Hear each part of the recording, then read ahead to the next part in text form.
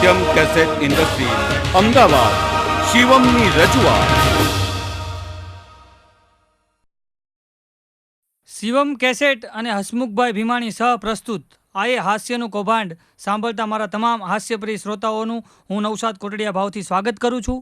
રસ્મો જુદી અને રિવાજ સાવ નોખા.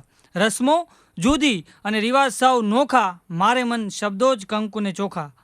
પણ અત્યારે પહેલાં છે ને દેશની અંદર કૌભાંડો હતા અને અત્યારે કૌભાંડોની અંદર દેશ છે. અને આ વાસ્તવિકતાની અંદર મારે તમને હસાવવાના છે. ત્યારે અત્યારે આપણા દેશની અંદર કૌભાંડો અનેક પ્રકારના થયા, પણ હું તમારી પાસે માત્ર હાસ્યનું કૌભાંડ લઈને આવ્યો છું. અને હાસ્યના કૌભાંડની શરૂઆત મને ગમતા મારા મિત્ર કવિ સાંઈરામભાઈ દવેની એક કવિતાથી શરૂઆત કરું કે હું વસ્તુ સૌથી મોંઘેરી ને જાજરમાન વેચું છું. હું વસ્તુ સૌથી મોંઘેરી અને જાજરમાન વેચું છું. ઓલા ઈમાન વેચે છે ને સાહેબ હું મુસ્કાન વેચું છું. પણ હમણાં હું રસ્તામાં હાલ્યો જતો હતો ને રાતે રોડ ઉપર, એમાં એક જીન પ્રગટ થયું. જીન પ્રગટ થયું, મને કે નવશાદ માંગી લે માંગી લે. મેં કીધું આ જીન પ્રગટ થયું ને માંગવાનું કીધું, ક્યાંક દેશ માટે માંગીએ, સારું ક્યાંક મળે એમ. તો મેં એ જીનને કીધું મેં આ દેશમાંથી બધા કૌભાંડો બંધ કરાવી દો. તો એ જીને મારી સામું જોઈને મને કે આકા હુકમ કરો, મસ્તી નહીં. કે આ હુકમ કરો એમ, મસ્તી નહીં, કારણ કે એ કૌભાંડો અમારથી બંધ નહીં થાય. જોકે આમ તો ભૂતને આનાથી શરૂઆત કરાય નહીં, પણ થઈ ગઈ. હવે આ થઈ ગઈ તો હાલો એનાથી જ આગળ હાલું. અમારા સુરતની અંદર છે ને એક થિયેટરની અંદર ભૂતનું પિક્ચર જોવા ગયો રાતે. હવે 9 થી 12ના શોમાં પિક્ચર જોયું. પિક્ચર જોઈને હું બહાર નીકળ્યો. હવે ભૂતનું પિક્ચર જોયેલું, ભૂતની અંદર ભયાનક બધા આમ સીન આવતા હતા. એક તો હું બી ગયેલો ને એમાં મેં પછી પિક્ચર જોઈને બહાર નીકળ્યો ને તો 12:30 વાગે એક તો અંધારું, આખા સુરતમાં લાઇટ ગઈ અને એમાં ઝરમર વરસાદ ચાલુ થયો. તો જેવો હું થિયેટરની બહાર નીકળ્યો ને મેં કીધું હવે હાલીને તો ઘરે જવાય નહીં, રિક્ષા પકડી લઉં. તો સામે એક રિક્ષા પડી હતી ને તો રિક્ષામાં જઈને બેઠો, ડ્રાઈવર નહીં. તો મેં કીધું હમણાં આવશે ડ્રાઈવર. ત્યાં તો હજી ડ્રાઈવર નહોતો આવ્યો, એ પહેલાં રિક્ષા ધીમે ધીમે ધીમે ધીમે રિક્ષા હાલતી થઈ. અને મને હાલું ટેન્શન આવી ગયું, કારણ કે એક તો ભૂતનું પિક્ચર જોયેલું અને એમાં રિક્ષા ઓટોમેટિક હાલવા માંડી. મેં તો નક્કી આ ભૂતની રિક્ષામાં બેહાઈ ગયું, આજે સારો કલાકાર ગુજરી જવાનો. અને પછી મેં હનુમાન ચાલીસા શરૂ કર્યો. જય હનુમાન જ્ઞાન ગુણ સાગર, જય કપી સતી હુલોક ઉજાગર, રામદૂત યસુલિત બલધામા, યંજની પુત્ર પવન સુત નામ. આવી રીતના હું હનુમાન ચાલીસા મીંડો બોલો. તે ધીમે ધીમે કરતાં કરતાં અમારા દિલ્હી ગેટ પેટ્રોલ પંપ આવ્યો ને ત્યાં રિક્ષા ઊભી રહી ને એટલે હું તો ઠેકડો મારીને નીચે ઉતરો ને તો એક જણો મારી સામે ભટકાણો. મેં કીધું એ ભાઈ આમાં બે તો નહીં, મેં આ ભૂતની રિક્ષા છે. મારો કાઠલો પકડીને મને કે ભૂત તો તું છો એ કે આમાં પેટ્રોલ ખાલી થઈ ગયું હતું, હું સેટ સિનેમા રોડથી ધક્કા મારીને આવું છું. મને એમ કે આની અંદર આની અંદર આ હનુમાન ચાલીસાની કેસેટ કોણે ચાલુ કરી? મેં કીધું એ હું. મને કે લાવ 20 રૂપિયા. બોલો, અમારો સુરત તો ભૂતનાય ભાડા લઈ લે એવું સુરત છે. અને સુરત અઘરું છે. હમણાં અમારા સિવિલ હોસ્પિટલમાં એક અમારા કલાકારનું એક્સિડન્ટ થયું હતું. હમણાં અમે ખબર કાઢવા ગયા 2-3 જણા. હવે રાતે 11:30-12 વાગે અમારો શો પૂરો કરીને અમે એની ખબર કાઢવા ગયા. હોસ્પિટલની અંદર ખબર કાઢીને અમે 1:30 વાગી ગયેલો. તો એક જણો અમને કહે કે આ સિવિલ હોસ્પિટલમાં ભૂત થાય છે. તો મેં અમારા કલાકારને કીધું હાલો અહીં ભૂત થાય છે, પછી આપણે વધારે અહીં રોકાવાય નહીં. તો અમે જેવા ગેટની બહાર નીકળતા હતા ને તો એક જણો ઊભો હતો. મેં હાલ ને પૂછી લઈ. તો એ બેઠો બીડી પીતો હતો. તો મેં એને જઈને પૂછ્યું, મેં હે ભાઈ અહીંયા ભૂત થાય વાત સાચી? મને કે હું ગુજરી ગયો અને 3 વર્ષ થયા ગયા. મેં કીધું આ ભૂત એના ટાઈમે છે, આપણે મોડા છીએ, હાલો. મેં કીધું આમ તો જો કે શરૂઆત ભૂતથી કરાય નહીં, પણ આ થઈ ગઈ. અને ડૉક્ટર સાહેબની વાત આવી, હોસ્પિટલની વાત આવી એટલે વાત કહી દો. આમ તો છે ને ડૉક્ટર સાહેબ બહુ અઘરા હોય. ડૉક્ટર સાહેબ શું હોય, ડૉક્ટર સાહેબની 2 કટર બિલમાંય કાપે ને શરીરમાંય કાપે. હમણાં મારી દાઢ દુખતી હતી ને તો હું ગયો ડૉક્ટર સાહેબ પાસે. મેં તો ડૉક્ટર સાહેબ મારી દાઢ બહુ દુખે છે. તો મને ટ્રેચર ઉપર લઈને હુવરાવ્યો ને પછી મને કે મોઢું ખોલો. એટલે મેં તપાસ કરી. મને કે તમારી દાઢ ખેંચવી પડશે. મેં તો ખેંચી લ્યો. તો મને કે મોઢું ખોલો. મેં કીધું આ. મને કે હજી ખોલો. મેં કીધું આ. મને કે હજી ખોલો. મેં કીધું આ. મને કે હજી ખોલો. મેં તો અંદર બેહીને પાડોસ પાડી લઈને સાનું મુનો. ડૉક્ટરો અઘરા થઈ ગયા છે અત્યારે સાહેબ. હમણાં એક જણો તો આમ મારી પાસે મને કે આ ડોસીમાનું દવાખાનું ક્યાં આવ્યું? તો હું વિચારવા પડી ગયો. મેં તો આ લેડીઝનું દવાખાનું હોય, હાડકાનું દવાખાનું હોય, બાળકોનું દવાખાનું હોય, આ ડોસીમાનું દવાખાનું તો પહેલી વાર સાંભળ્યું. પછી મેં જોયું ને તેમાં લખ્યું હતું ડૉક્ટર સીમાનું દવાખાનું. મેં કીધું આને છૂટું પાડ, ડોસીમાં નહીં ડૉક્ટર સીમાનું દવાખાનું છે. અમને એવા માણસો ભટકાતા હોય સાહેબ.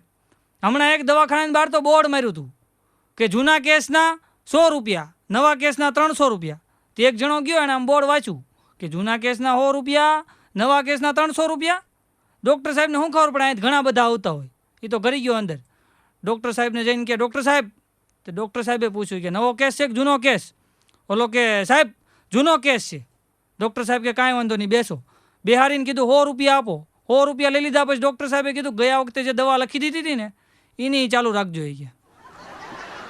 બધા એને માથાના મળતા હોય ને એના બાપ હોય ને એમ. અને ગાળિયા નાખવા માટે માણસો કેવું કરે છે અત્યારે આ મોંઘવારીની અંદર માણસો એવા ગાળિયા નાખે છે. સાહેબ એક દવાખાના ઉપર બોર્ડ માર્યું હતું કે ફક્ત 300 રૂપિયાની અંદર ગમે તે રોગનો ઈલાજ કરી આપવામાં આવશે અને રોગ સારો ન થાય તો 1000 રૂપિયા ઇનામ આપવામાં આવશે. આવું બોર્ડ હોસ્પિટલ ઉપર મારેલું હતું. તો એક જણો ત્યાં પૂગી ગયો, જઈને ડૉક્ટર સાહેબની પાસે જઈને કે ડૉક્ટર સાહેબ મને એવો રોગ થયો છે ને કે હું ગમે તે ખાઉં ને મને કોઈ સ્વાદ જ નથી આવતો. હું તીખું ખાઉં ને તો મને તીખું ન લાગે, ખાટું ખાઉં ને તો મને ખાટું ન લાગે, ગળ્યું ખાઉં ને તો મને ગળ્યું ન લાગે. તો ડૉક્ટર સાહેબ કે કાંઈ વાંધો નહીં, બેસો. કમ્પાઉન્ડરને બેલ મારીને બોલાવ્યો હોય કે અહીંયા આવ, બોલો 11 નંબરની બોટલમાંથી 2 ટીપા ભાઈને પાઈ દો. એ ભાઈ 11 નંબરની બોટલ લાવ્યો, કમ્પાઉન્ડર ઓલા ભાઈના મોઢામાં 2 ટીપા મૂક્યા. જેવા 2 ટીપા મૂક્યા ને એવો ઓલો બોલ્યો કે આ તો પેટ્રોલ છે. ઓલો કે જો જઈ કે સ્મેલ આવવા માંડી ને તને ખબર પડી ગઈ ને સ્વાદની. વાંધો નહીં કે 300 રૂપિયા દેવા પડ્યા. એ નીકળી ગયો બહાર. હવે એને ગાળીઓ તો કરવો જ તો ગમે એમ કહીને બીજા દિવસે પાછો ગયો કે ડૉક્ટર સાહેબ મને અત્યારે હવે એવો પ્રોબ્લેમ, એને ગાળીઓ તૈયાર કરીને જ ગયો તો એને ગમે એમ કહીને 1000 રૂપિયા કઢાવવા જ થાય એમ. હવે પાછો ગયો કે ડૉક્ટર સાહેબ કે મને યાદ શક્તિ વહી ગઈ છે, કાંઈ યાદ નથી રહેતું. ડૉક્ટર સાહેબ કે એમ, બેસો કે કમ્પાઉન્ડરને બેલ માર્યો કે ઓલી 11 નંબરની બોટલમાંથી 2 ટીપા પાઈ દે. તો ઓલો બેઠો બેઠો કે સાહેબ એમાં તો પેટ્રોલ છે. એ કે જોજે તને યાદ શક્તિ આવી ગઈ ને પાછી, લાય 300 રૂપિયા. 300 રૂપિયા લઈ લીધા. ઓલો વયો ગયો. હવે 2 વખત 300 ગયા અને આને તો 1000 રૂપિયા કઢાવવા જ હતા. ચોથા દિવસે પાછો ગયો કે ગમે એમ થાય ડૉક્ટર સાહેબ પાસેથી પૈસા તો લેવા જ છે, 1000 રૂપિયા ઇનામ. ચોથા દિવસે ગયો કે ડૉક્ટર સાહેબ હવે મને એવો રોગ થયો ને કે આંખે કાંઈ દેખાતું જ નથી. તો ડૉક્ટર સાહેબ ઘડીક વાર વિચાર કરીને કે આ રોગની મારી પાસે કોઈ દવા છે નહીં, આ લ્યો 1000 રૂપિયા. એમ કરીને એક નોટ આપી. તો ઓલા નોટ જોઈને કે સાહેબ આ તો 500ની નોટ છે. તો સાહેબ કે જોજે મીંડું દેખાવા, લાય 300 રૂપિયા. 3 વખત મુંડાણો સાહેબ. અને આ મોંઘવારી અંદર માણસો જલસા એવા કરે છો, એટલું કાણાવાળું ગંજી પહેરીને હિંચકે બેઠો બેઠો ચણિયા બોર ખાતો હોય. આપણે પૂછીએ ને કેમ છે, અરે મોજ. અરે આપણે કેવું પડે કે તારી માથે રહ્યાની નળિયાને તોય મોજે દરિયા કે નહીં. આપણે મોજે દરિયા ને નવસાદ આપણે જીવનમાં 2 શોખ રાખ્યા છે, એક સારા વસ્ત્રો પહેરવા અને ઉત્તમ ફળો ખાવા. હવે આ તે ફાટલું ગંજી પહેર્યું છે, સારા વસ્ત્રો છે, અને આ ચણિયા બોર ખાતી ઉત્તમ ફળ છે. આ 1.5 કિલો બોર ખાતી 100 ગ્રામ છાલ થાય. પણ માણસો ગમે ત્યાં ગાળિયા જ નાખતા. હમણાં મારા ઘરની બહાર ઝૂલો છે, તો રાતે 2 વાગે એક જણાએ મારું ઘર ખખડાયું. મને કે નવસાદભાઈ, તો મેં દરવાજો ખોલ્યો ઊંઘમાંથી ઉઠીને. દરવાજો ખોલ્યો ને મને કે નવસાદભાઈ જરાક ધક્કો મરાવી દો ને. મારો મગજ હલી ગયો. મેં તો રાતે 2 વાગે એક તો પ્રોગ્રામમાંથી થાક્યા પાક્યા આવતા હોય, સૂતા હોય ઘરે, અને રાતે 2 વાગે ધક્કા મારવાનું કહો છો, શરમ નથી આવતી? એમ કરીને મેં દરવાજો કરી દીધો બંધ. દરવાજો બંધ કર્યા પછી મને સાહેબ વિચાર આવ્યો કે કોઈ માણસ એક માણસ પાસે મદદ માંગવા માટે આવ્યો, મારે એની મદદ કરવી જોઈએ, ના ન પડાય. એટલે મેં એને પાછો દરવાજો ખોલીને કીધું એલા ક્યાં ધક્કો મરાવવાનો છે? મને કે હિંચકે બેઠો જ. આવા માણસો છે રાતે 2 વાગે હિંચકે ધક્કા મરાવવા આવે. અમારે બધા અઘરા છે. સુરતની અંદર હમણાં અમારે બહુ મંદી છે, કાપડમાં મંદી છે, હીરામાં મંદી છે. તો એક જણો તો વરાછામાં બહુ શાયરી બોલતો હતો, હીરામાં રસ નથી, એમ્બ્રોડરીમાં કસ નથી, જાવું છે અમેરિકા પણ હીરાબાગથી બસ નથી. એટલે કીધું બસ ન જાય અમેરિકા, તું ટ્રેનમાં બેસી જા અને દેહમાં પાછો વયો જા. હમણાં અમારે વરાછા અંદર એક ખૂટીઓ બરાબર 4 રસ્તાની વચ્ચે ઊભો નથી થતો. ખૂટીઓ 4 રસ્તાની વચ્ચે બરાબર ઊભો ન થાય. હવે બધા આવી ગયા, કોઈ હટકાડે, કોઈ આ SMC વાળા આવી ગયા તોય ઊભો ન થયો. પછી એક કાઠિયાવાડી આવ્યો મારી જેવો દુબળો પાતળો, આવીને કે હું ભગાવું. મેં કીધું આ ભગાય. એ ગયો ખૂટિયાના કાનમાં, એણે જઈને હું કીધું, ખૂટિયો ઊભો થઈને ભાગ્યો ઠેઠ કામરે સુધી ઊભો ન રહ્યો. પછી મેં એને પૂછ્યું, મેં દેલા તે જઈને ખૂટિયાના કાનમાં તે એવું કીધું હું કે ખૂટિયો ભાગ્યો? એ કે મેં ખૂટિયાને જઈને એવું કીધું કે એમ્બ્રોડરી મશીનમાં ભાગ રાખવો. ખૂટિયો કે રહેવા દે, એ ધંધો નહીં કે એ કરતાં આપણે પાનનો ગલ્લો છે એ બરાબર છે. એટલે માણસો અત્યારે બહુ અઘરા થઈ ગયા. અમારા સુરતમાં ટ્રાફિક પોલીસવાળાએ કેમેરા ફિટ કર્યા. હવે કેમેરા ફિટ કર્યા ને તો એક નમૂનાએ ટ્રાફિક કંટ્રોલ રૂમમાં ફોન કર્યો અને સાહેબને કહે કે હાલો સાહેબ ઓલા ભાગલ 4 રસ્તાવાળા કેમેરા ચાલુ છે. ઓલા સાહેબ કે આ ચાલુ છે, બોલો. એ કે સાહેબ એમાં જરાક જોવો ને, સામે ભજીયાની દુકાન ખુલી છે. ઓલા સાહેબ ક્યાં હું તારા ભજીયાની દુકાન ખુલી છે કે બંધ છે જોવા હાટું કેમેરાનો ખર્ચો કર્યો છે અમે. આવા માણસો છે એમ. હમણાં એક બાપા અમારે બરાબર ટ્રાફિક 4 રસ્તાની વચ્ચે હાલે જતા, એમાં પોલીસવાળો કે બાપા આમ ટ્રાફિક 4 રસ્તાની વચ્ચે કાં હાલો, સાઈડમાં હાલો. તો ઓલા બાપા કે હું તો વચ્ચે હાલું છું ને તું તો વચ્ચે ઊભો જ ખોડાઈને તારું કર. ઓલો પોલીસ વાળો કે પણ બાપા અમારે તો ડ્યુટી છે. તો બાપાએ પેરણ શું કર્યું? ડ્યુટી તો મારે છે. ડ્યુટી વાળાનું બધાને અહીં ઊભું રહેવાનું છે. હવે ઈ બાપાએ મગજમારી કરતો હતો ને એમાં એક 3 સવારી ગાડી વાળો નીકળ્યો. 3 સવારી એને પોલીસ વાળો માર્યો, સિટી મારીને ઉભો રાખ્યો. એ આમ 3 સવારી જવાય? તો ઓલો કે ચોથો ક્યાં પડી ગયો? હારું જો સાહેબ તમે ઊભા રાખીએ કે આ ચોથાને ક્યાંક પાડીને આવ્યા ગયા. અને સાહેબનો મગજ હલી ગયો કે હાલ નામ લખાય. ઓલો કે લખી લ્યો, જાફર ખાન જટાશંકર જૈન. પોલીસ વાળાને ચક્કર આવી ગયા. જાફર ખાન મુસલમાનમાં આવે, જટાશંકર બ્રાહ્મણમાં આવે અને વળી પાછો જૈન ગાંડો લાગે છે કે જાવત જાવત જાવત. આ માણસો અત્યારે ગમે ત્યાં ગાળિયા કરે છો, ગમે એનો ગાળિયો કરવો એમ. હમણાં તો એક હોસ્પિટલમાં એક ડૉક્ટર સાહેબ દર્દીની પાછળ ભાગતા હતા. બોલો, હું ત્યાં ગયો, મેં તો એ ડૉક્ટર સાહેબ આ દર્દીની વાહે ભગાય? મને કે નહીં, આજ તો મારી નાખું કે. મેં કીધું પણ સાહેબ દર્દીની વાહે ન ભગાય. થયું હું એ કહો ને? મને કે નવસાદ હું બ્રેઇન સ્પેશિયાલિસ્ટ છું, ન્યુરોલોજિસ્ટ. અમારે કે મગજની અમારે સારવાર કરતાં પહેલાં, ચેકઅપ કરતાં પહેલાં અમારે માથાના વાળ કાપવાના હોય. એ કે આ 3જી વાર વાળ કપાવીને ભાગ્યો હોય છે. અને પાછો 20 રૂપિયા દેતો નથી જતો કે વાણંદનું કામ મારી પાસે કરાવી જાય. એટલે ડૉક્ટર સાહેબ અમુક અઘરા હોય એમ. કારણ કે બધે અત્યારે બધા માણસો અઘરા થઈ ગયા. અત્યારે વસ્તુ જ એવી થઈ ગઈ ને કે આ સમય પ્રમાણે બધા અઘરા થઈ ગયા. હમણાં મેં મોબાઈલ લીધો બ્લેકબેરી, તો હું ગામડે ગયો, મારા દાદાને બતાવ્યો, ગોબર દાદાને. મેં દાદા આ બ્લેકબેરી ફોન હારામાં હારો ઊંચી કંપનીનો. તો દાદા આમ ફોન જોઈને મને કે મારી પાસે 35 વર્ષથી છે. એટલે મેં કીધું આ કંપની શરૂ થઈ અને 12 વર્ષ થયા. મને કે સમજો નહીં કે તારી કાકી બેરી તો છે જ અને પાછી બ્લેકેય છે એ કે થઈ ને બ્લેકબેરી. હમણાં મને ગોબર દાદા મને કે તારી કાકી સાંભળતી નથી, એનું મારે કરવું હું. મેં કીધું દાદા હવે તો 12 મીટર આવ્યા છે, કાનમાં ભરાવો ને ધણનાટી બોલે. પછી મેં હામાં ગાળું બોલતા હોય ને તો સાંભળે એમ. તો બાપા કે એ ભલે ગમે એ થાય પણ આ બેરી થઈ ગઈ છે ને 12 મીટર નખાઈ દેવું છે. તો મને કે એના માટે શું કરવું પડે? મેં તો તમારે એના માટે કાંઈ નહીં કરવાનું. તમારે અહીંથી ઘરે જઈ અને પહેલાં તમારે ડોશીમાને ફળિયામાંથી અવાજ મારવાનો. જો ડોહી ન સાંભળે તો ઓસરીની કોર ચડી જવાની, ત્યાંથી અવાજ મારવાનો. તોય ડોહી ન સાંભળે તો ઘરના દરવાજેથી અવાજ મારવાનો. તોય ડોહી ન સાંભળે તો કાન પાસે જઈને કહેવાનું. જો ડોહી સાંભળે ને એટલે આપણે રેન્જની ખબર પડી જાય અને એ રેન્જ ઉપર આપણે 12 મીટર લઈ લઈએ. બાપા કે વાંધો નહીં. બીજેથી બપોર 12 વાગે બાપા ઘરે ગયા, ફળિયામાંથી અવાજ માર્યો, એ કાશી શેનું શાક કર્યું છે? તો કાંઈ અવાજ ન આવ્યો. પછી તો દાદા ઓસરીને કોર ચડી ગયા, ત્યાંથી અવાજ માર્યો, એ કાશી શેનું શાક કર્યું છે? તોય કાંઈ અવાજ ન આવ્યો. પછી તો દાદા રૂમના દરવાજા પાસે જઈને ત્યાંથી અવાજ માર્યો, એ કાશી શેનું શાક કર્યું છે? તોય કાંઈ અવાજ ન આવ્યો. પછી દાદા કાશી ડોહીને કાન પાસે જઈને કે શેનું શાક કર્યું છે? તો ડોહીમાં કે 4 વાર તો કીધું, ભીંડાનું ભીંડાનું ભીંડાનું. તઈ ખબર પડી મૂળ ભાભો બેરો હતો. મેં કીધું દાદા 12 મીટરની ડોહીમાં જરૂર નથી, તમારે જરૂર છે, તમે નખાવો.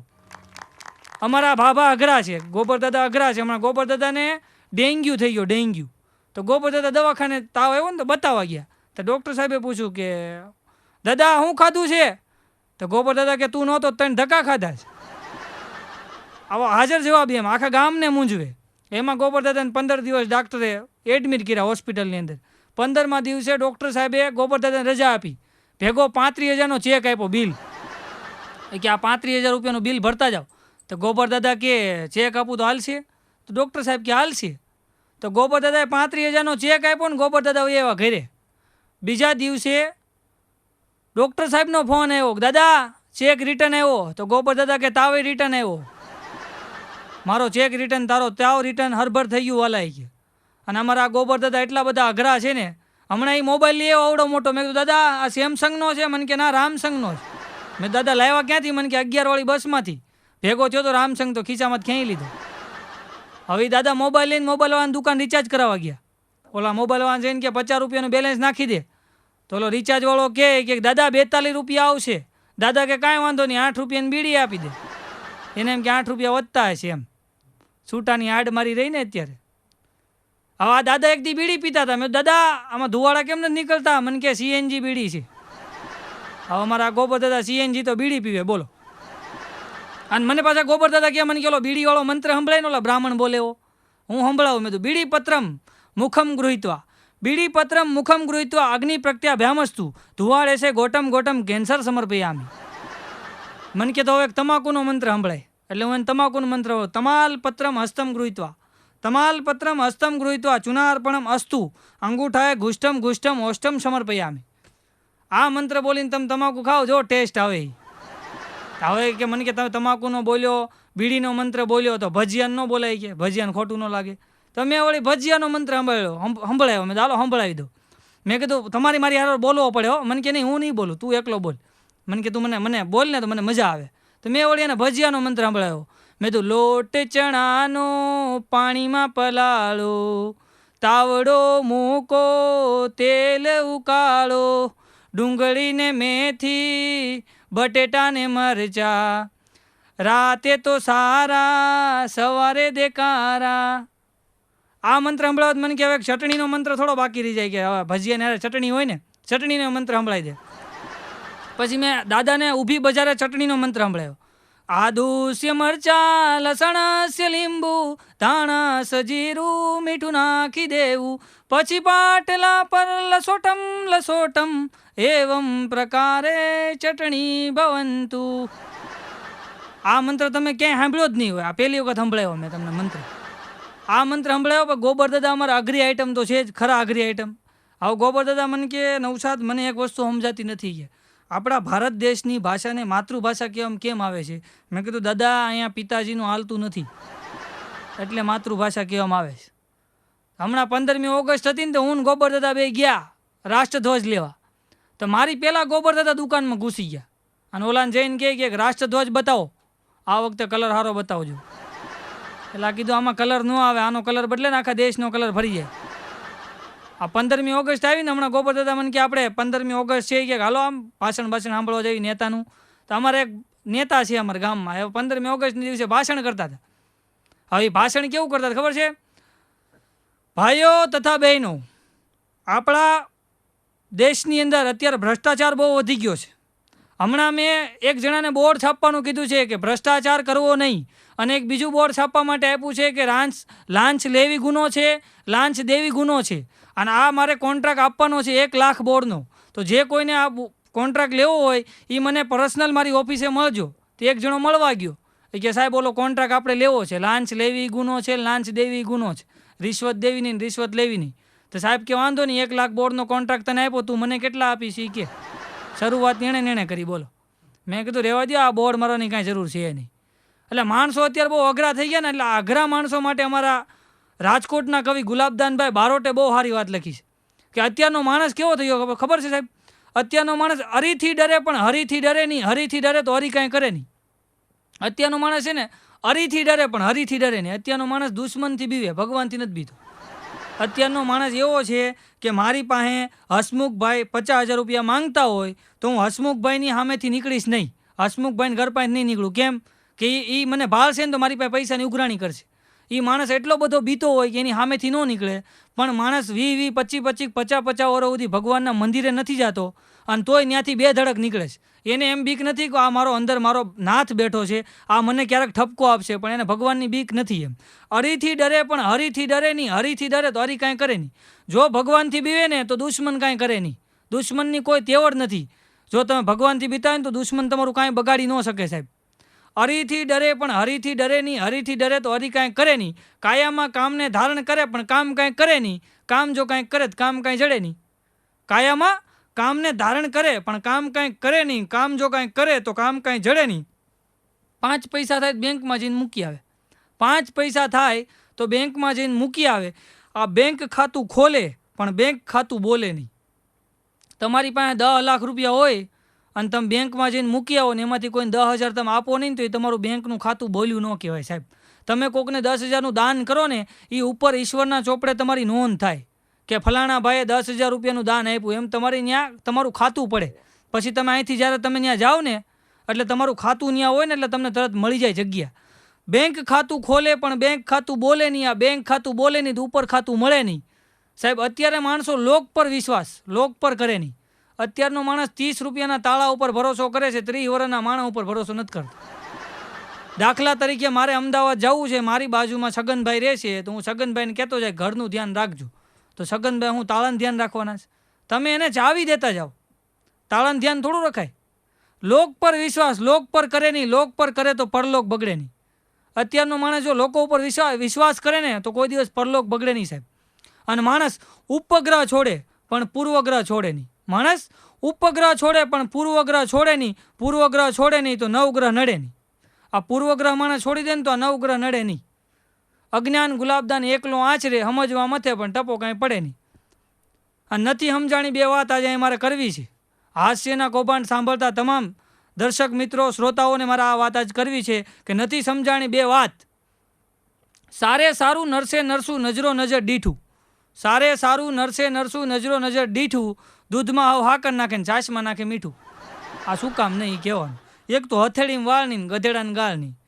હથેળીમાં વાળની, ગધેડાને ગાળની, ઉંદરને ઉચાળો નહીં, મીંદડીને માળો નહીં, કુંવારાને સાળો નહીં, ક્યાંય હંસ કાળો નહીં. કુંવારાને સાળો ન હોય તો કહેજો ક્યાંક કેવા થાય એમ. કુંવારાને સાળો ન હોય, ક્યાંય હંસ કાળો ન હોય.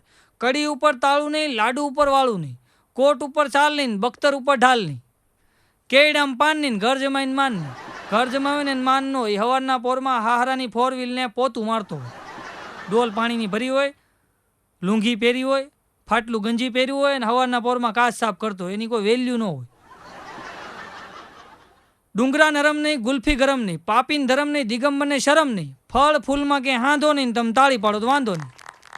આ સાહેબ અમારા ગુલાબદાનભાઈ બારોટે તાળી વિશે આવું લખ્યું ને અત્યારે તમે આ તાળી પાડીને અમને વધાવો છો ને એટલે મને આમ અંદરથી ઓર આનંદ આવે છે એમ કે કોણ કહેતા હે કલાકાર મર જાતા હે, કોણ કહેતા હે કલાકાર મર જાતા હે, वो तो कब्र में भी तालियों के इंतजार में पाया जाता है. સાહેબ એ કલાકાર છે ને કબરમાં તાલીઓના ઇંતજારમાં હોય. બાકી હમણાં એક જગ્યાએ મારો કાર્યક્રમ હતો, કમસે કમ 800-900નું ઓડિયન્સ, અને મેં શરૂઆત કરી, અડધી કલાક જાત જાતની જોક્સ કરી. કોઈ તાળી ન પાડે, કોઈ હા હો ન બોલે, એ તો વાત ઠીક, પણ કોઈ મોઢું ન મલકાવે. એટલે મેં અમારા આયોજકને બોલાવ્યા. મેં કીધું ભાઈ આ કોઈ દાંત કેમ નથી કાઢતા? કારણ કે તમે અમારી સામે આમ હજળ બેસી જાઓ ને તો અમને એમ થાય કે અમને સમજાતું નથી, અમને આવડતું નથી, કે તમને સમજાતું નથી.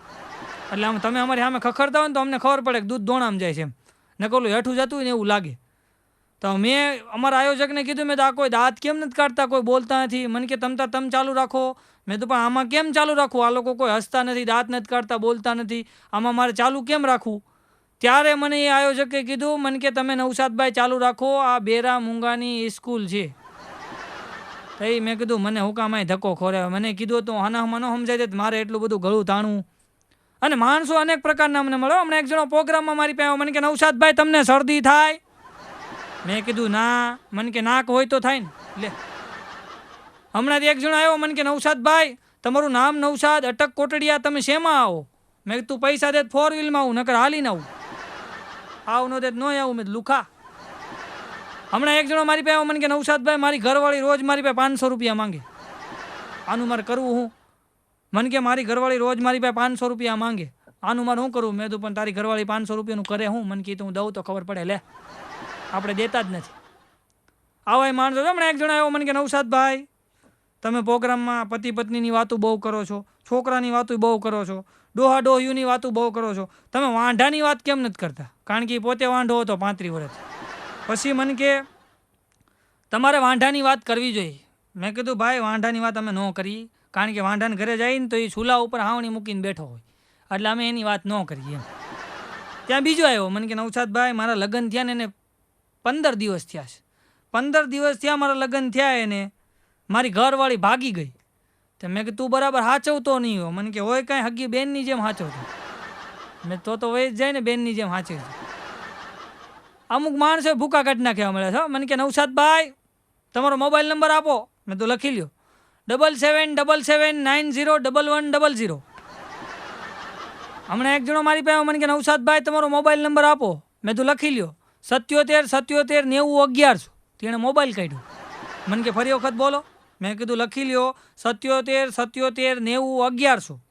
તાણે આમ નંબર દબાવીને પછી મને કે લ્યો એડ કરી દો. મેં કાં તમને નથી આવડતું? મને કે મારા અક્ષર સારા નથી થતા. હવે મોબાઈલમાં અક્ષરનું જોવાનું હોય. આવા માણસો ભટકાઈને મારો ગામમાં મારો ભાઈબંધ છે બાઘો.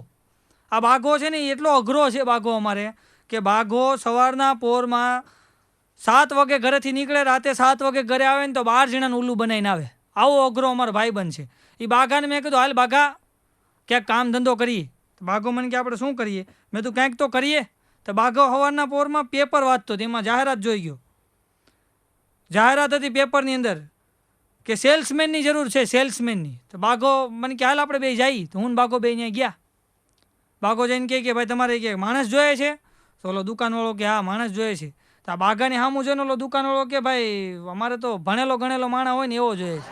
તો બાઘો ગરમ થઈ ગયો કે આ ભણેલા હું મોથ મારે છે કે અમે આ નથી ભણ્યા તો અમે બધું કામ કરીએ. આ ભણેલા શું કરવાના છે? ભણેલા તો કાંઈ ન થાય. તમે તાર મને કહો ને તમારે શું કામ કરવાનું? તો ઓલો ભાઈ કે ભાઈ મારે કોમ્પ્યુટરની દુકાન છે અને ડેટા એન્ટ્રી મારવા માટે માણસ જોઈએ છે. પછી બાઘો ઢીલો પડી ગયો કે આપણે નહીં હાલી, કારણ કે બાઘો ત્રણ સોપડી જ ભણ્યો છે. અને પાછો બાઘો અંગ્રેજીનો ભારે શોખીનો, એ આંખોથી અંગ્રેજી જ બોલતો હોય. Hi how are you, fine, thank you, sorry, આવડે એટલું જ. એક દી સવારના પોરમાં એ ઇંગ્લિશ બોલતો હતો ને એમાં ત્યાંથી બે ભૂરિયા નીકળ્યા. તે ભૂરિયા એડ્રેસ પૂછ્યું બાઘાને, હે મેન ધીસ એડ્રેસ. તો બાઘો આમ જોઈને કે યા. ઓલા ભૂરિયા સામે આને એડ્રેસ પૂછે ને આ સામે યા કરે. ભૂરિયાનો મગજ લઈ ગયો, 2 લાફા માર્યા અને વયા ગયા. તો હું ત્યાં ઊભો મેં તો આ બાઘા તને આ ભૂરિયાએ માર્યા કેમ? 2 લાફા કેમ માર્યા? મને કે જવા દે નવસાદી એમ કહેતા હતા કે આવું સારું ઇંગ્લિશ આવડે છે ને હું આ ગામડામાં પડ્યો, હાલે મારી ભેગો અમેરિકા આવતો ને. એટલે આ તો મેં તને નહોતું આવડતું એના માર્યા. પણ સમજે નહીં ને, અમેરિકાની વાત આવી ને એટલે કહી દો. હમણાં અમેરિકાથી મારો મિત્ર આવ્યો, થોમ્સન નામ આવ્યો, થોમ્સન નામ એનું. એ આવ્યો મને કે નવસાદ અમારા અમેરિકા એટલું બધું આગળ વધી ગયું છે કે અમારા અમેરિકામાં ઈમેલથી લગ્ન થાય છે. મેં કીધું અમારે હજી ભારતમાં ફિમેલથી જ થાય છે. મને કે એમ નહીં નવસાદ, અમારા અમેરિકાની અંદર હમણાં અમે જમીન ખોદીને તો નીચેથી વાયર નીકળ્યો, એની ઉપરથી સાબિત થાય છે કે અમારા અમેરિકામાં વર્ષો પહેલાં ટેલિફોન હતા. મેં કીધું હમણાં અમારા ભારતમાં જમીન ખોદીને કાંઈ ન નીકળ્યું, એની ઉપરથી સાબિત થાય વર્ષો પહેલાં મોબાઈલ હતા. અને સાહેબ આ મોબાઈલ બહુ અઘરી આઈટમ છો. આ મોબાઈલની અંદર ઇન્ટરનેટ આવ્યું ને ત્યારથી તો એવી પથારી પડી, ફેસબુક, વોટ્સઅપ, ટ્વિટર. હમણાં એક જણો મારી પાસે મને કે નવસાદ ભાઈ आज मेरे पास फेसबुक है, ट्विटर है, व्हाट्सअप है, चैट है, तुम्हारे पास क्या है? મેં કીધું મેરે પાસ કામ ધંધા હે. કારણ કે આખી પેઢી આમાં લાગી ગઈ છે. અને આ વોટ્સઅપની અંદર તો સાહેબ કેવું છે ખબર છે, અત્યારે આ નેટની અંદર તો જેટલા પૈસા પેટમાં નથી જતા ને એનાથી વધારે નેટમાં જાય છો. અને વોટ્સઅપની અંદર કેવું છે ખબર છે કે આ વોટ્સઅપ અને નાના છોકરાની ચડ્ડી આ છે ને ઘડીએ ઘડીએ ચેક કરવું પડે, કાંઈ આવ્યું. વોટ્સઅપમાં એવું છે, ઘડીએ ઘડીએ ચેક કરવું પડે, કાંઈ આવ્યું. નાના છોકરાની ચડ્ડીમાં ઘડીએ ઘડીએ જોવું પડે, કાંઈ આવ્યું. આ વોટ્સઅપ, આ ફેસબુક એવો ઓઘો હળગાવ્યો છે. હમણાં એક દાદા બરાબર એને ઘરની અંદર આગ લાગી, દાદાના ઘરની અંદર આગ લાગીને તો દાદાએ ફાયર બ્રિગેડવાળાને મિસ કોલ માર્યો. બોલો, ફાયર બ્રિગેડવાળાને મિસ કોલ મારીને આગની હારો સેલ્ફી લેવા ગયા ને એમાં દાદા ઓનલાઈન થવા ગયા, એમાં દાદા ઓફલાઈન થઈ ગયા.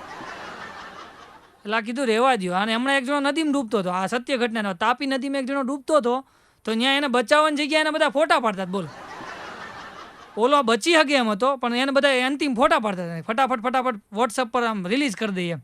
એટલું બધું આ બધું ફાસ્ટ આવી ગયું છે અત્યારે. આ ફેસબુક, હમણાં એક જણાએ ફેસબુક ઉપર રાતે અપલોડ કર્યું સ્ટેટસ 12:30 વાગે કે હું જે એક પિક્ચર જોયો એ પિક્ચર હાવ 3rd ક્લાસ બેકાર છે, એ પિક્ચર જોવા જેવું નહીં. 12:30 વાગે આવું સ્ટેટસ અપલોડ કર્યું ને બરાબર 12:35 એને બાપાએ નીચે કોમેન્ટ કરી, પિક્ચર બેકાર હોય ને તો ઘર ભેગું થઈ જવાય, ખોટો ઉજાગરો ન કરાય. 12:40 એ છોકરાને મમ્મીએ કોમેન્ટ કરી નીચે, બેટા ઘરે આવતો હોય તો આઈસ્ક્રીમ લેતા આવજે, એસિડિટી બહુ છે. 12:45 એ છોકરાની ગર્લફ્રેન્ડે નીચે કોમેન્ટ કરી, યુ ફ્રોડ, તું તો મને એમ કહેતો હતો કે મારે દાદાની તબિયત ખરાબ છે એટલે હું ઘરે જાઉં છું અને તું મને એકલી મૂકીને વયો ગયો. બરાબર રાત્રે 1 વાગે એના દાદાએ નીચે કોમેન્ટ કરી, દીકરા મારી તબિયત તો બહુ સારી છે, તારી ખરાબ થાય પહેલાં ઘરે આવતો રહી. ઓલો છોકરો વિચારમાં પડી ગયો કે રાતે 1 વાગે મારું આખું ખાનદાન ફેસબુક ઉપર ઓનલાઈન નીકળે છે, હું કોઈ ખાનદાન પરિવારમાં જન્મો છું, ફેસબુક કેમ જન્મો છું. આ એટલા બધા ફેસબુક ને ટ્વિટર ને એટલું બધું આ બધું આ ઇન્ટરનેટનો જમાનો છે. અને આ મોબાઈલ આવ્યા પછી તો એટલો બધો ઓઘો હળગો છે. હમણાં એક જણાને મેં ફોન કર્યો, મેં કીધું હાલો ભાઈલા કોણ બોલો? પોપટલાલ બોલો? તો મને કે પોપટલાલ નો લીલો એમ કરીને મૂકી દીધું. આવાય માણસો થઈ ગયા છે હમણાં, ખોટું બોલતા શીખી ગયા છે. મોબાઈલ આવ્યા પછી માણસો એટલું બધું ખોટું બોલે છે. હમણાં એક જણાને મેં ફોન કર્યો અમદાવાદ બાયપાસ ઉપરથી વડોદરામાં. મેં કીધું ભાઈ ક્યાં છો તું? મને કે ગાંધીનગર છું. મેં કીધું ગાંધીનગર છું? તો મેં કીધું ગાંધીનગર છો તો લેન્ડલાઇન લઈને ગયો છો? મને કે નહીં, મેં આ લેન્ડલાઇનમાં ફોન કર્યો છે. હારે લઈને ગયો છે? મને કે ના સોરી, કે આ ઓલું ખોટું બોલવાની આદત પડી ગઈ ને એમાં ભૂલાઈ ગયું. હમણાં મારા ગામમાં મારે એક જણા પાસે પૈસા લેવાના હતા, મેં એને ફોન કર્યો, મેં તો હાલો ક્યાં છો? મને કે ગારિયાધાર છું. મેં કીધું હેઠો બેસી જા. મને કે કાં? મેં તો વંડી હોરી તારી ટોપી દેખાય છે.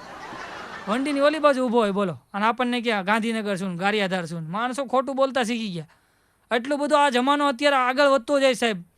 અને આ બધાની વચ્ચે અત્યારે અમારે કલાકારોને એવું છે ને સાહેબ કે આ મોબાઈલની અંદર અમારા પાર્ટી અમને શું કરે ખબર છે, વોટ્સઅપ ઉપર હવે અમને પ્રોગ્રામ આપે. એટલે આ કીધું ફોન કરો, વોટ્સઅપ ઉપર અમને ડેટ પૂછે, તમે આ તારીખે ફ્રી છો. અને અમુક તો નવરા અમને પૂછા કરે ક્યાં પ્રોગ્રામ કેવો ખાલે છે. આપણે એમ કે ક્યાંય નથી કે એટલે હાવ લુખા. એટલે ભાઈ મારે પ્રોગ્રામનો કોઈ તૂટો નથી, તું તારું કામ કર.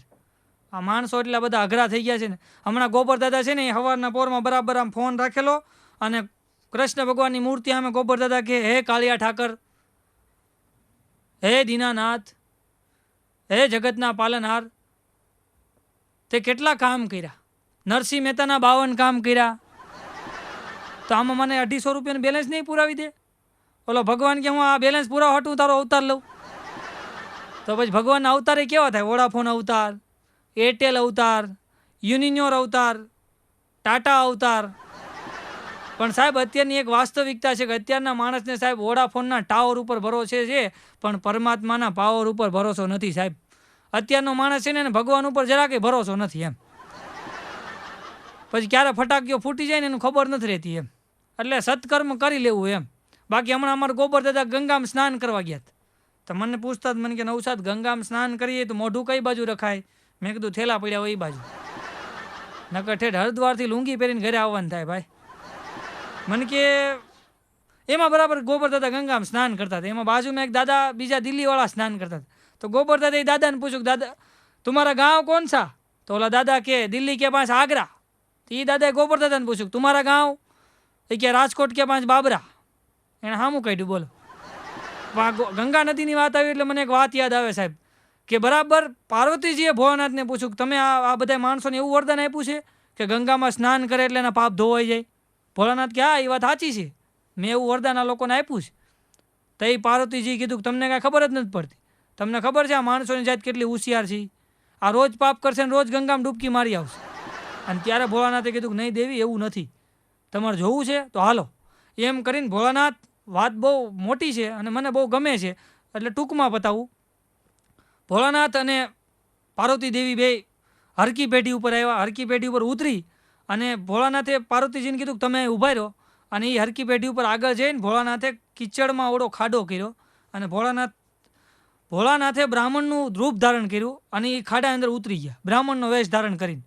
અને જે ગંગામાંથી સ્નાન કરીને આવે ને ભોળાનાથ બ્રાહ્મણના રૂપની અંદર એમ કે ભાઈ બ્રાહ્મણનો દીકરો છું. ખાડામાં ખૂચી ગયો, જરાક હાથ કાઢીને બહાર કાઢો ને હાથ આપીને. એટલે ઓલો માણસ આમ હાથ લંબાવે ને એટલે ભોળાનાથ બ્રાહ્મણના રૂપની અંદર એ માણસને એટલી શરત મૂકે કે નક્ષિક પવિત્ર હો ને તો જ હાથ આપજો, નકર તું મારી ભેગો આ કિચડમાં ખૂતી જઈશ. એટલે ઓલો માણસ એમ કે ના બાપા નક્ષિક પવિત્ર તો આપણે નથી, પાપ તો જીવનમાં ઘણા કર્યા છે. એ વયો જાય. પછી બીજો આવે એને ભોળાનાથ બ્રાહ્મણના રૂપની અંદર આવી શરત મૂકે, એ વયો જાય. આમ કરતાં કરતાં બપોરના 12 વાગ્યા ને ત્યાં 250 જણા આવ્યા. 250 જણા આવ્યા, 250 એકેય પાસ ન થયો. પછી પાર્વતીજીએ કીધું કે હાલો હવે ગણપતિજીને મિસ કોલ આવે છે, એના અમે આવતા હોય ને તો દેવોની ભાષા તો આપણે અક્ષરની બહારની વાત છે એમ. પછી ભોળાનાથે કીધું કે દેવી 5 મિનિટ ઉભા રહો, કોક આવશે એવો. અને એમાં બરાબર 12:30 જેવું થયું ને એક કેરીની ફાંટ જેવી આંખ્યું, ટેલિફોન જેવી મૂછું, ધગાવેલ તાંબા જેવું શરીરને આવ્યો એક જણો. અને આમ જેવો નીકળ્યો ને એટલે આણે ભોળાનાથે બ્રાહ્મણના રૂપમાં ખૂંચી ગયેલા હતા. એમ કીધું કે ભાઈ બ્રાહ્મણનો દીકરો છું, આમાં ખૂંચી ગયો, જરાક હાથ આપો ને બહાર કઢાવો ને. અને ત્યારે ઓલાએ કીધું કે આવતા રહ્યો. ત્યારે ભોળાનાથે બ્રાહ્મણના રૂપની અંદર ઓલાને શરત મૂકી કે નક્ષિક પવિત્ર હો તો જ હાથ આપજો, નહીં તો તુંય ખૂંચી જઈશ. અને ત્યારે ઓલાએ માણસે કીધું ને સાહેબ એ જવાબ ભેગો લઈ જવા જેવો છે. એ માણસે એમ કીધું કે બ્રાહ્મણ એ ભૂદેવ આ દુનિયાનું એકેય કામ એવું નહીં હોય, એકેય પાપ એવું નહીં હોય કે મેં નથી કર્યું. મેં તમામ પાપ કર્યા છે, પણ આજ હું ગંગા નાહીને આવ્યો છું સાહેબ. આજ હું ગંગા નાહીને આવ્યો છું, પવિત્ર થઈ ગયો. આવતો રહે એમ કહીને ખેંચી લીધો સાહેબ. મારે કહેવાનો મતલબ એટલો જ છે સાહેબ કે શ્રદ્ધા હોય ને તો જ જવું. અને પછી ભોળાનાથે પાર્વતીજી સામું જોઈને કીધું કે જોયું આ 250 જણા નાહીને ગયા ને એમાંથી એક પાસ થયો. એટલે શ્રદ્ધા હોય ને તો જ જવું. અને શ્રદ્ધાની તો એક અમારા કવિએ કીધેલું છે, અમારા કલાકારોએ કીધેલું છે. ને હું તમને કહું છું કે છે શ્રદ્ધા તો પુરાવાની કોઈ જરૂર નથી. શ્રેષ્ઠ શ્રદ્ધા તો પુરાવાની કોઈ જરૂર નથી. કુરાનમાં ક્યાંય પેગમ્બરની સહી નથી સાહેબ.